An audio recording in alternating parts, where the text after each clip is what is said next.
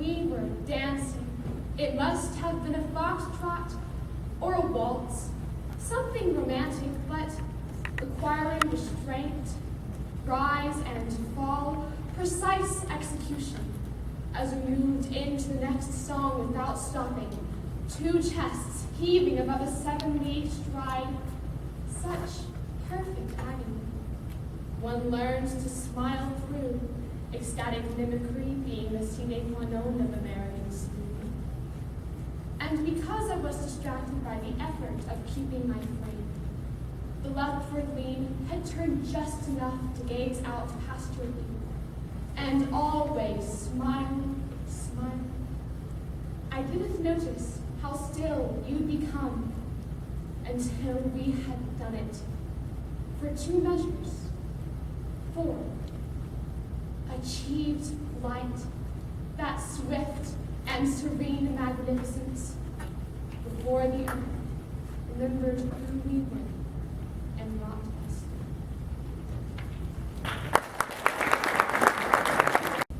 I take the snap from under center, fade back, fade to the right. I've got protection. I've got a receiver open downfield. What the hell is this? This isn't football. It's a shoe. A man's brown leather Oxford. A thing made for the earth and not the air. The same skin, but not the same. I realize that this is a world where anything is possible. I understand also that one often has to make do with what one has. I've eaten pancakes before, but with that clear corn syrup, because there was no maple syrup, and they weren't very good. Well, anyways, this is different. My man downfield is waving his arms. One has decisions. One has responsibilities. This isn't right, and I'm not going to throw it. Something romantic but requiring restraint. Rise and fall. Precise execution as we moved into the next song without stopping.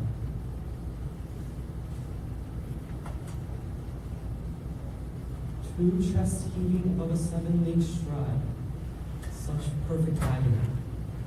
One learns to smile through, ecstatic mimicry being the sine qua non of American smooth. I didn't.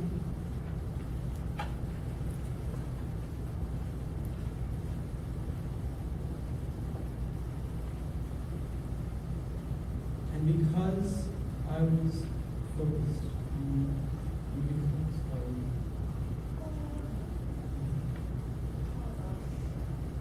because I was distracted by the effort of keeping my frame, lovingly, head turned just enough to gaze past your ear, always smiling. Smiling. I did notice how still you'd become until we had done it. For 2 measures, 4, achieved flight, that swift and serene magnificence. For earth remembered who we were and brought us down.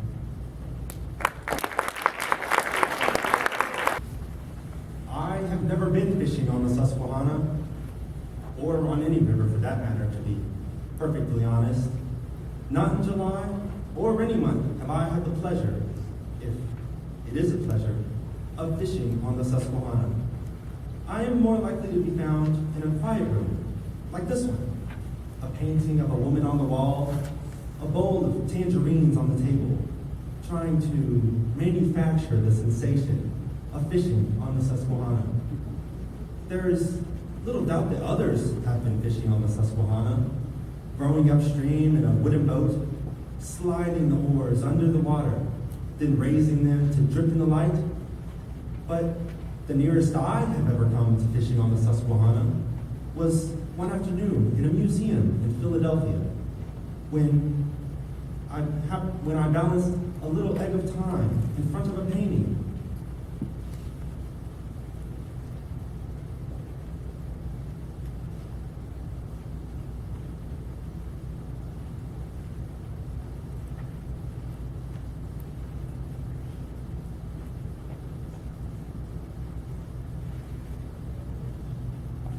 In which that river curled around the bend. under a blue, cloud-ruffled sky, dense trees along the banks, and a fellow in a red bandana sitting in a small, green, flat-bottomed boat with the thin whip of a pole, holding the thin whip of a pole. Then I blinked and moved on to other American scenes. Then I blinked and moved on to other American scenes of haystacks,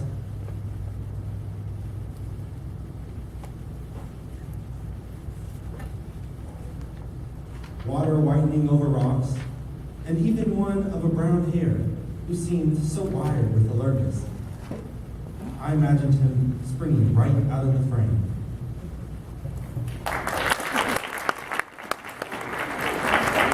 Just when it has seemed I couldn't bear one more friend waking with a tumor, one more maniac with a perfect reason, often a sweetness has come and changed nothing in the world, except the way I stumbled through it. For a while, lost in the ignorance of loving someone or something, the world shrunk to mouth size, hand size, and never seeming small. I acknowledge there is no sweetness that doesn't leave a stain, no sweetness that's ever sufficiently sweet. Tonight, a friend called to say his lover was killed in a car he was driving. His voice was low and guttural. He repeated what he needed to repeat, and I repeated the one or two words we have for such grief until we were speaking only in tones. Often, a sweetness comes, as if on loan, stays just long enough to make sense of what it means to be alive, then returns to its dark source. As for me, I don't care where it's been, or what bitter road it's traveled to come so far, to taste so good.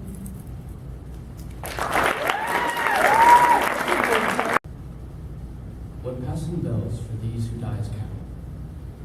Only the monstrous anger of guns. Only the stuttering of rifles rapid rattle can patter out their hasty verses. No mockery for them now. No prayer, nor bells, nor any form of mourning, save the choir. The shrill, demented choir of wailing shells. Bugles calling to them from sad shadows. What candles may be held to speed them on? Not in the hands of boys, but in their eyes shall shine the holy gleam of divine sight, and the parlor of girls' brows shall be their path. Their flowers, the tenderness of patient minds, and each slow dust drawing down her flowers.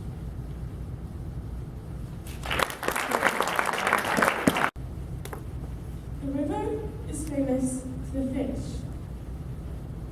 The loud voice is famous to the silence, which knew it would inherit the earth for anyone who sensed it. The cat sleeping on the fence is famous to the birds, watching him from the birdhouse. The tear is famous briefly to the cheek. The idea you carry closely to your bosom is famous to your bosom. The boot is famous to the earth, more famous than the gesture, which is famous only with the floors. The big photograph is famous to no one carries it, but not at all famous to the biggest picture. I want to be famous to shuffling men who smile while crossing streets, sticky children in the grocery lines. Famous as the one who smiled back. I want to be famous in the way a pulley is famous, or a buttonhole. Not because of anything spectacular, My cousin never forgot where he could be.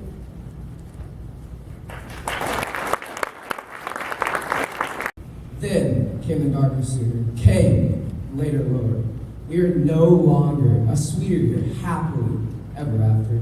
We were after ever, we were farther and further. More was the word we used for harder. Loss was our standard bearer. Our gods were falling faster and falling larger. The day was duller. Duller was disaster. Our charge was error. Instead of leader, we had louder. Instead of lover, never. And over this river of the winter's black weather.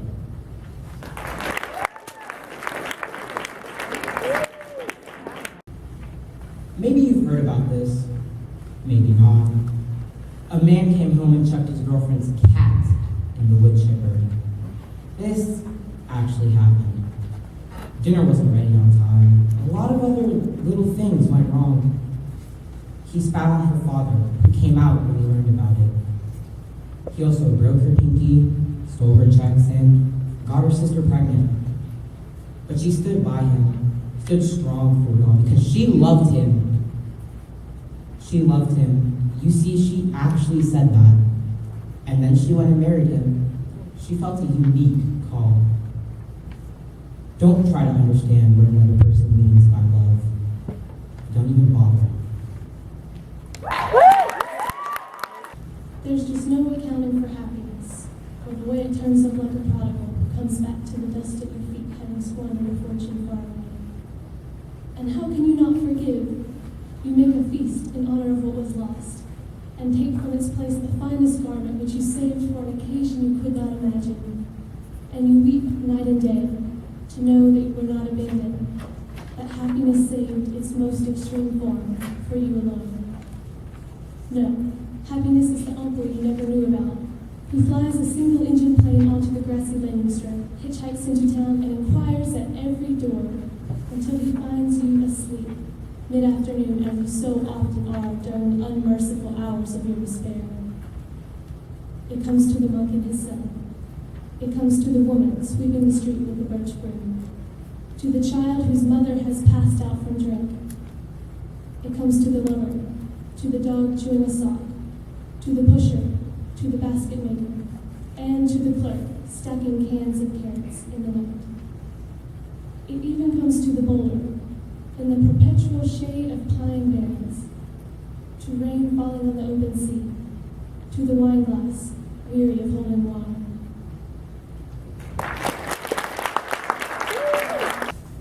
What torture lurks within a single thought. When grown too constant and however kind, however welcome still, the weary mind aches with its presence. Dull remembrance talk, remembers on, unceasingly, unsought. The old delight is with us, but to find that all recurring joys pain upon become a habit, and we struggle, caught. You lie upon my heart as unbest, folded in peace, for you can never know how crushed I am having you rest. Heavy upon my life, I love you so you bind my freedom from its rightful quest. In mercy, lift your dripping limbs. No.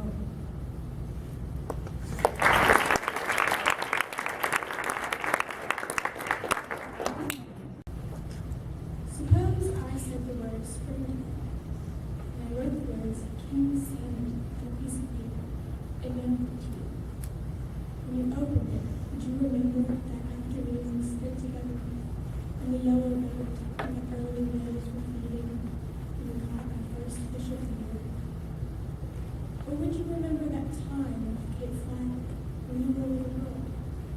Your father spoke, telling stories as he ran the boat. Then the tug and zing of that very first fish, schooling on into the great green world. You laughing and brushing back your hair before setting the hook. I know I am hard to understand sometimes, particularly when you were standing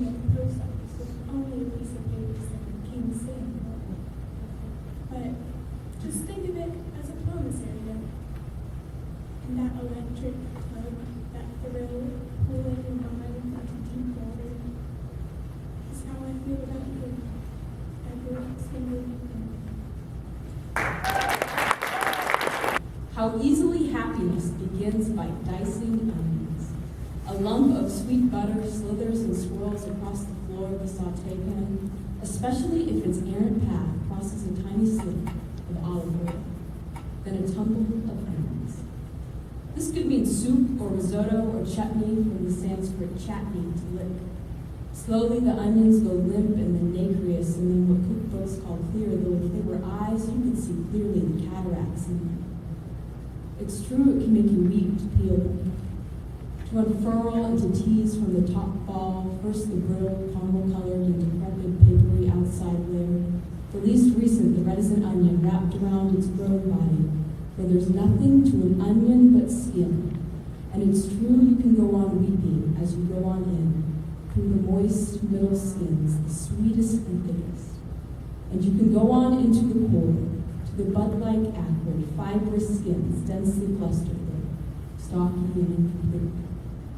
And these are the most pungent, like the nuggets of nightmare and rage and murmury animal comfort that infant humans secrete. This is the best domestic perfume.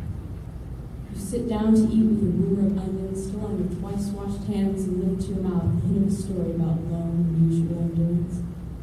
It's there when you clean up and rinse the wine glasses and make a joke, and you leave the minutest whiff of it on the light switch later when you climb the stairs. Is there anybody there? Said the traveler, knocking on the lonely door. And his horse in the silence champed the grasses of the forest beneath the road. And a bird flew out of the turret above the traveler's head. And he smote upon the door again a second time. Is there anybody there? He said. But no one descended to the traveler. No head from the leaf-fringed sill leaned over and looked into his gray eyes where he stood, perplexed and still. But only a host of phantom listeners that dwelt in the lone house then stood listening in the quiet of the moonlight to that voice from the world of men. Stood thronging the faint moonbeams on the dark stair that goes down to the empty hall, hearkening in an air stirred and shaken by the lonely traveler's call. And he felt in his heart their strangeness, their stillness answering his cry, while his horse moved cropping the dark turf neath the starred and leafy sky. For he suddenly smote on the door even louder and lifted his head. Tell them I came. And no one answered. That I kept my word, he said. Never the least stir made the listeners, though every word he spake fell echoing through the shadowiness of the still house from the one man left awake. Aye, they heard his foot upon the stirrup and the sound of iron on stone, and how the silence surged softly backward when the plunging was began. Don't take it personal, they said. But I did. I took it all out. The breeze in the river and the color of the fields, the price of earthly stones, the wet hair of women in the room. And I cursed what had hurt me, and I praised what had hurt me. The most simple-minded of possible responses. The government reminded me of my father, with its deafness and its laws, and the weather reminded me of my mom, with its tropical friends. Enjoy it while you can, they said of happiness. Think first, they said of talk. Get over it, they said of the school of broken hearts. But I couldn't, and I didn't, and I don't believe it. I believe in the compound fracture, served with a sauce of dirty regret.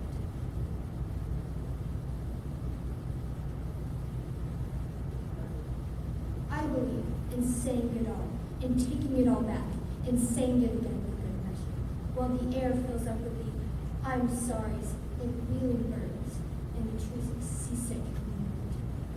Oh, life, can you blame me for making a scene?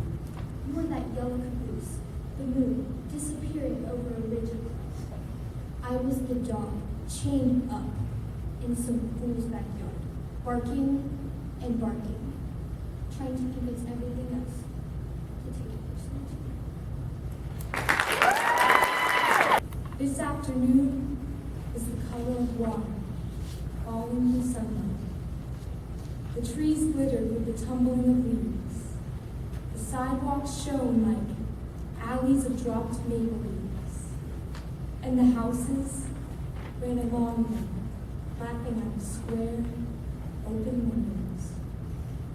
Under a tree in the park, two little boys lying flat on their faces were carefully gathering red berries to put in a pasteboard box.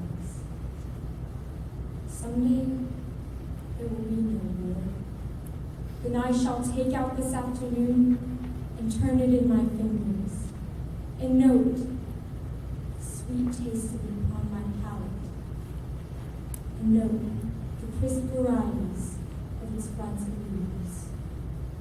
Today, I can only gather it and put it in my lunchbox, for I have time for nothing but the endeavor to balance myself upon a broken world.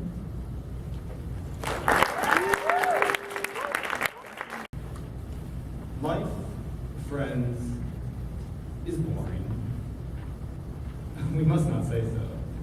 After all, the sky flashes, the great sea yearns, we ourselves flash and yearn. And moreover, my mother told me as a boy, repeatedly, ever to confess you're bored means you have no inner resources. I conclude now I have no inner resources because I am heavy bored. Peoples bore me. Literature bores me, especially great literature. Henry bores me with his plights and gripes as bad as Achilles, who loves people and valiant art, which bores me. And the tranquil hills and gin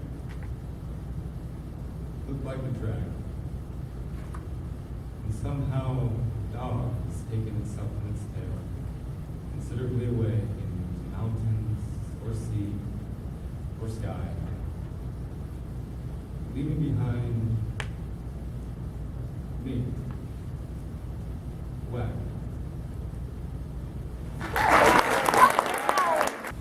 Fairy tales are full of impossible tasks.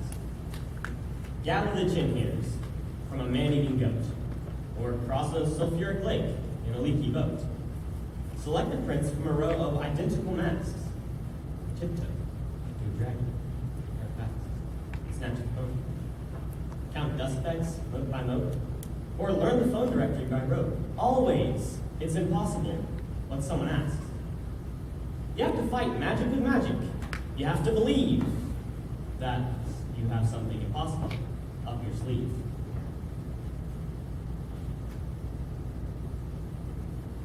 The language of snakes, perhaps, or an invisible cloak, and an army of ants at your beck, or a lethal joke. The will to do whatever must be done. Marry a monster, and over your firstborn son.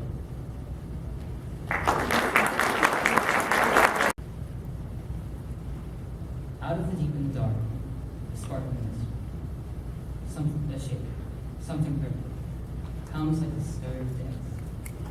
One whose breath is odor, whose eyes show the road to the stars. The breeze in his face, the glory of heaven on his back, his steps like a vision hung in air, infusing the passion of eternity. His abode is the sunlight of the morning, the music of eve, his speech. In his sight, one shall turn from the dust of the grave and move upward to the Lord.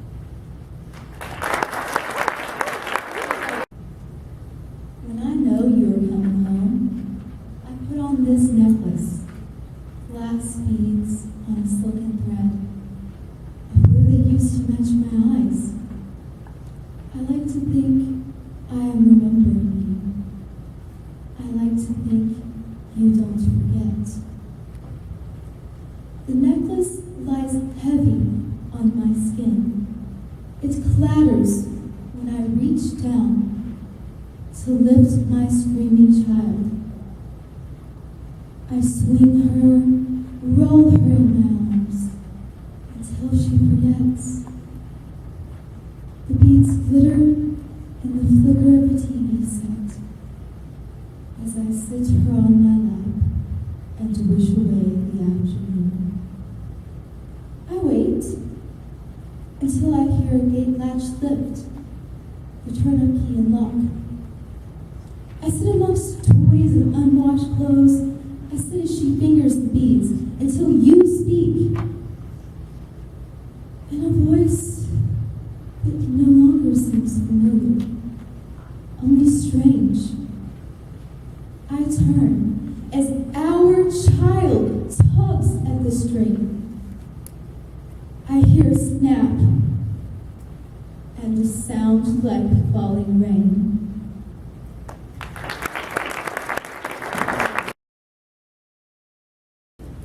If, on your grandmother's birthday, you burn a candle to honor her memory, you might think of burning an extra to honor the memory of someone who never met her.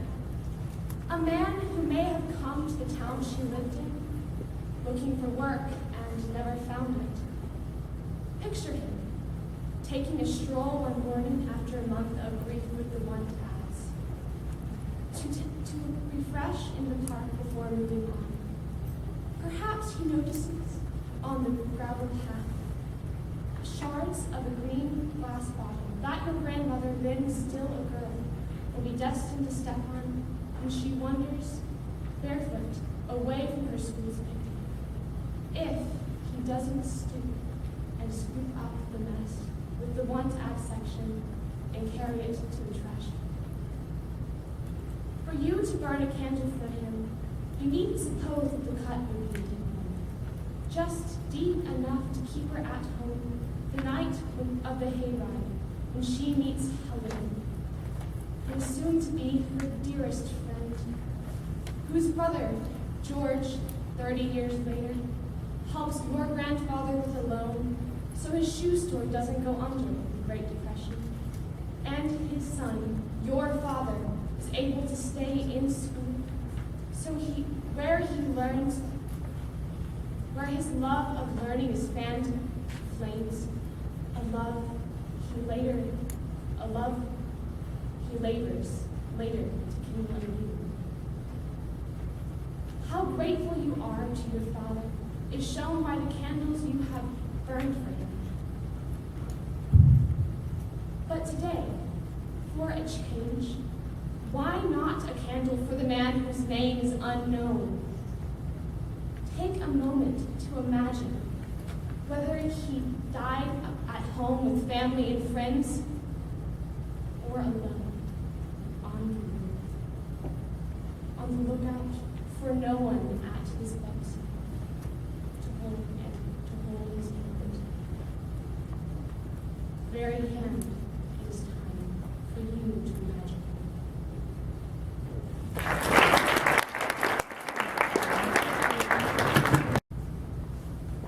On a day when we were dark and not so full of light, we met.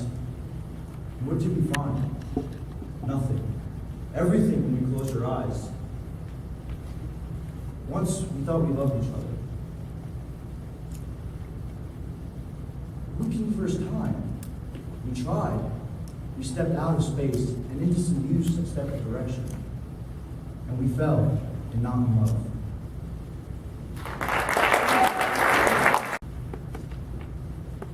If I speak for the dead, I must leave this animal of my body. I must write the same poem over and over.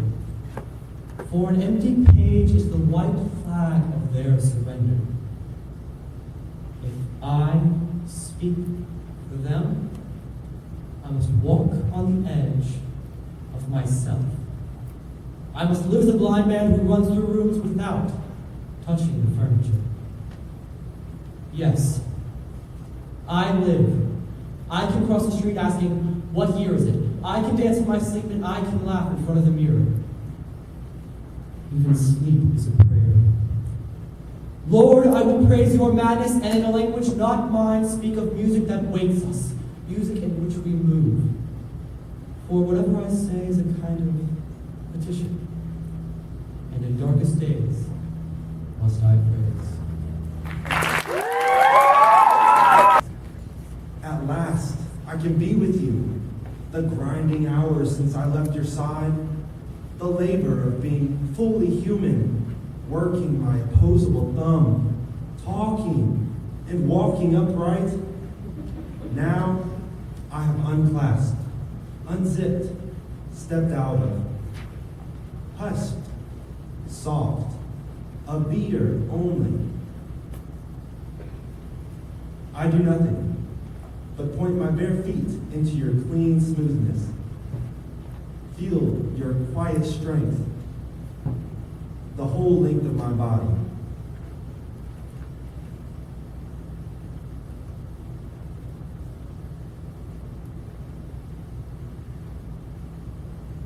I close my eyes, hear myself moan, so grateful to be held this way. The country I come from is called the Midwest, Bob Dylan. I want to be doused in cheese and fried. I want to wander the aisles, my heart's supermarket stocked highest cholesterol. I want to die wearing a sweatsuit. I want to live forever in a Christmas sweater, a teddy bear, nursing off my front. I want to scrape the driveway clean myself, early, before anyone's awake. That'll put him to shame. I want to see what the sun sees before it tells the snow to go. I want to be the only black person I know. I want to throw out my back and not complain about it. I want to drive 2 blocks. Why walk? I want love and stuff. I want to cut my sutures myself. I want to jog down to the river and make it my bed. I want to walk its muddy banks and make me a withdrawal. I tried jumping in, found it frozen. I'll go home, I guess, to my rooms, where the moon changes and shines like television.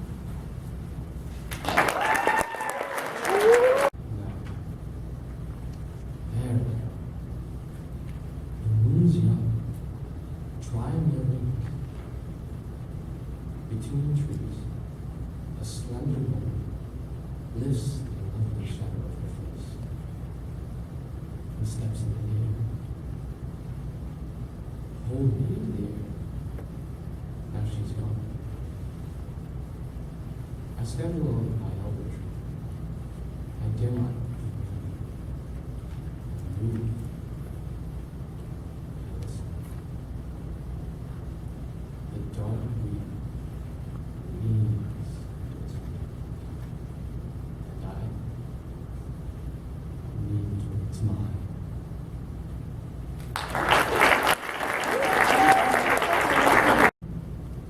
If this dream were discontent, or wish to change its natural bank, it all in vain would fret.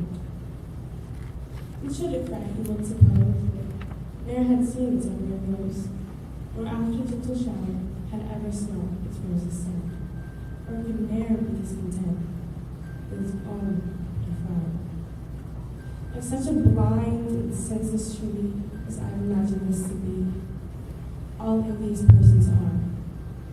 With care and culture, all may find some pretty flower in their own mind, some talent that is rare. Self-help by Michael Ryan. What kind of delusion are you under? The life he hid that knocked you flat? You see the lightning, but not the thunder. What God hath joined to let no man put asunder. Did God know you'd marry a rat? What kind of delusion are you under? His online persona simply stunned her, as it did you when you started to chat. You see the lightning, but not the thunder. To the victors go the plunder. You should crown them with a baseball bat. What kind of delusion are you under? The one that causes blunder after blunder? Is there any other kind of that? You see the lightning, but not the thunder. And for 1 second, the world's a wonder. Just keep it thrilling under your hat. What kind of delusion are you under? You see the lightning, but not the thunder.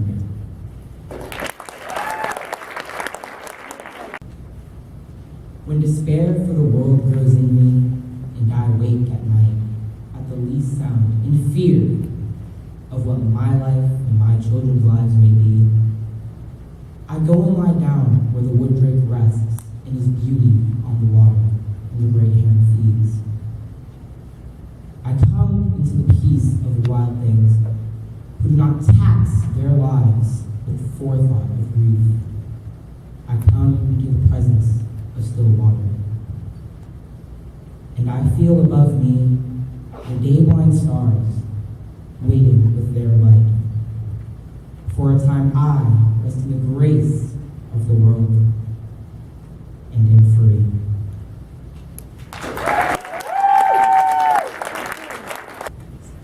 I've left them now, it seems, like seashells or old thimbles. One for father, one for mother, two for my sweet brothers. Odd how little they require of me, unlike the ones they were sent in memory of.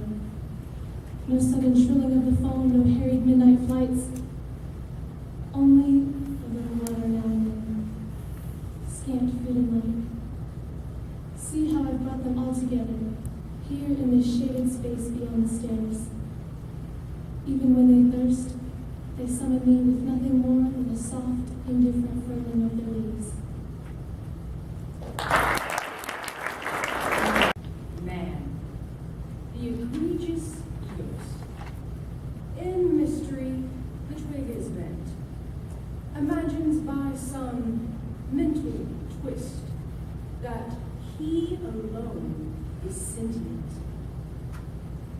Of the intolerable hope which on all living creatures lies, nor stoops to pity in the toad, the speechless sorrow of its eyes. He asks no questions of the snake, nor plumbs the phosphorescent lagoon, where lidless fishes, broad awake, swim staring at a nightmare doom.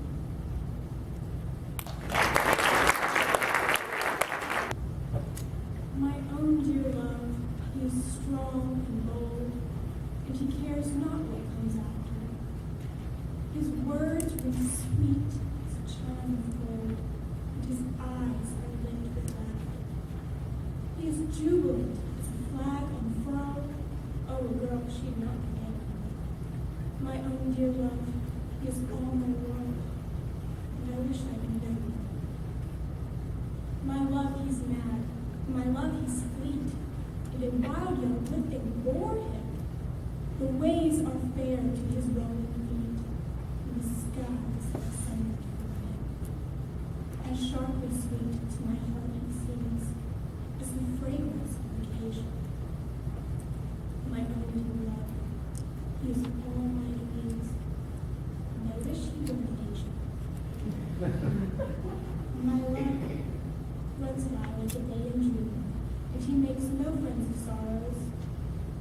He'll tread his galloping rigadoon in the pathway of the morrows. He'll live his days where the sunbeams start, nor can storm or wind include him. My own dear love, he is all my heart, and I wish somebody should. Don't take it personal, they said, but I did. I took it all quite personal. The breeze and the river and the color of the fields, the price of grapefruit and stamps, the wet hair of women in the rain. And I cursed what hurt me, and I praised what gave me joy, the most simple-minded of possible responses. The government reminded me of my father, with its deafness and its laws, and the weather reminded me of my mom, with her tropical squalls. Enjoy it while you can, they said of happiness. Think first, they said of calm. Get over it, they said at the School of Broken Hearts, but I couldn't, and I didn't, and I don't believe in the clean break. I believe in the compound fracture, served with the sauce of dirty regret. I believe in saying it all and taking it all back and saying it again for good measure while the air fills up with I'm sorries like reeling birds and the trees look seasick in the wind. Oh, life, can you blame me for making a scene? You were that yellow caboose, the moon disappearing over a ridge of cloud. I was the dog, chained in some fool's backyard, barking and barking, trying to convince everything else to take it personal too. Mother died last night. Mother who never dies. Winter was near, many months away, but in the air, nevertheless. It was the 10th of May. Hyacinth and apple blossom bloomed in the back garden. We could hear Maria singing songs from Czechoslovakia. How alone I am, songs of that kind. How alone I am. No mother, no father. My brain seems so empty without them. Aromas drifted out of the earth. The dishes were in the sink, rinsed but not stacked. Under the full moon, Maria was folding the washing. The stiff sheets became dry while my refuse in her mind. How alone I am. But in music, my desolation is my rejoicing. It was the 10th of May, as it had been the 9th, the 8th. Mother slept in her bed, her arms outstretched, her head balanced between them. I am hoping to hang your head on my wall in shade. Slight as the taxidermy feels me.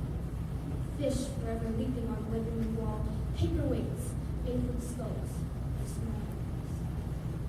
I want to wear your smile on my sleeve and break your heart. Birds that weeks of being bucked off. Then all at once, remind. Put me down. I want to call you thine, to tattoo mercy along my knuckles. I assess and love you. I hope to have forgotten you by name, to know you by your knees, palsied by prayer.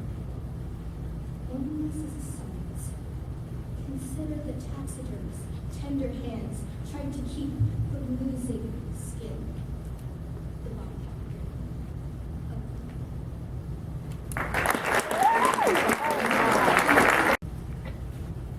He was a big man, says the size of his shoes, on a pile of broken dishes by the house. A tall man, too, says the length of the bed in an upstairs room. And a good, God-fearing man, says the Bible with a broken back. On the floor, beneath the window, dusty with sun. But not a man for farming, says the fields, cluttered with boulders, and the leaky barn. A woman lived with him, says the bedroom wall, papered with lilacs, and the kitchen cabinets, covered with oilcloth. And they had a child, says the sandbox made from a tractor tire. Money was scarce, says the jars, plum preserves, and canned tomatoes sealed in the summer hole. In the winters, cold, save rags in the window frames. It was lonely here, says the narrow country road. Something went wrong, says the empty house in the weed-choked yard. Stones in the fields say he was not a farmer. The still-sealed jars in the cellar holes say she left in a nervous haste. And the child, its toys are strewn in the yard like branches after a storm. The rubber cow, a rusty tractor with a broken plow, dull and overalls. Something went wrong, they say.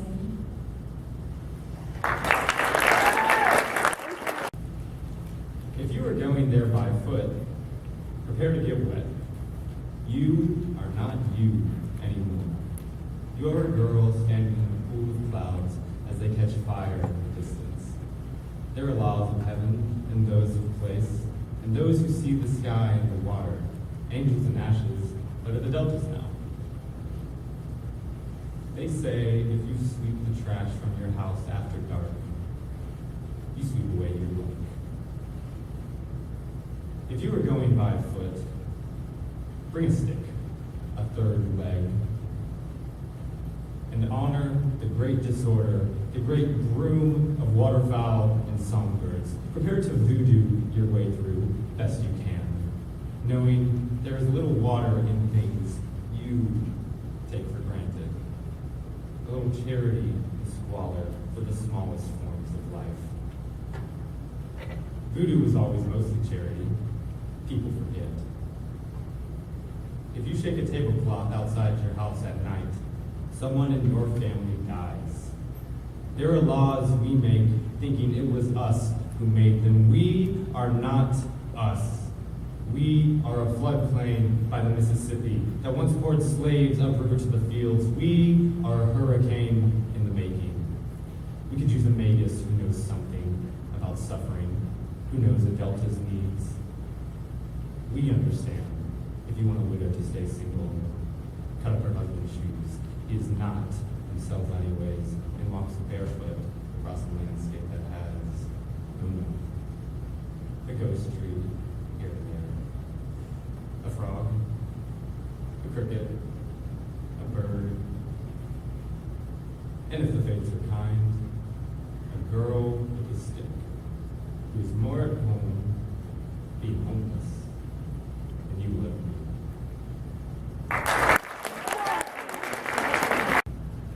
Whenever Richard Corey went downtown, the people on the pavement looked at him.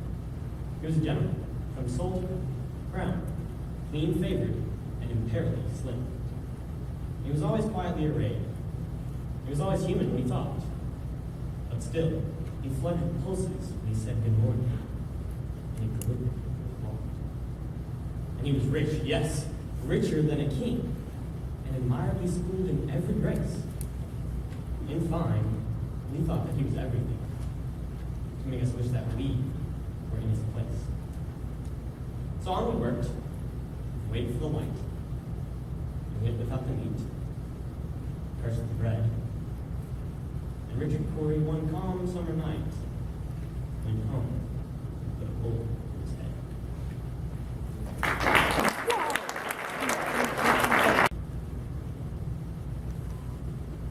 Yo, chocolate milk for breakfast, kid.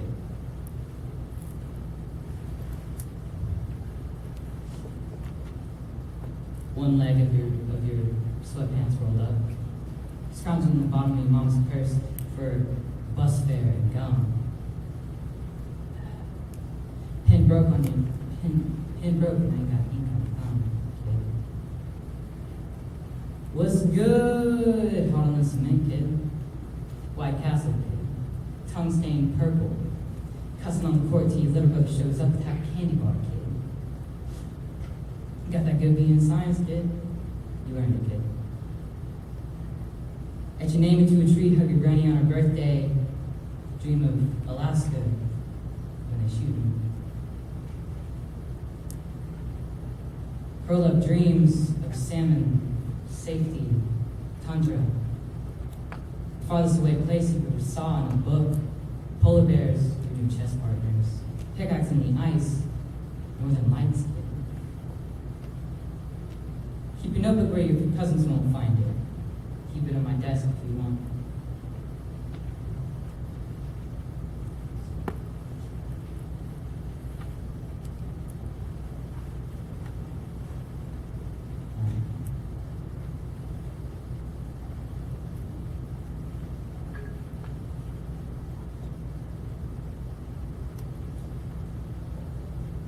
Oh, shuffle on the carbon paper and a stamp that screams late. yellow and red to draw the eye from the ocean. You hide in a jacket of 5 stars. Your mama thought there was a secret, thought they would laugh.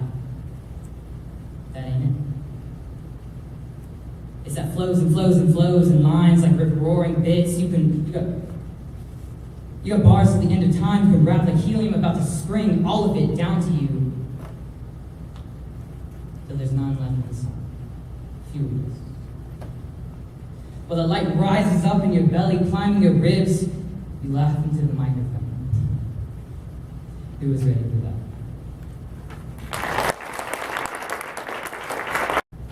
Sunset and evening star, and one clear call for me.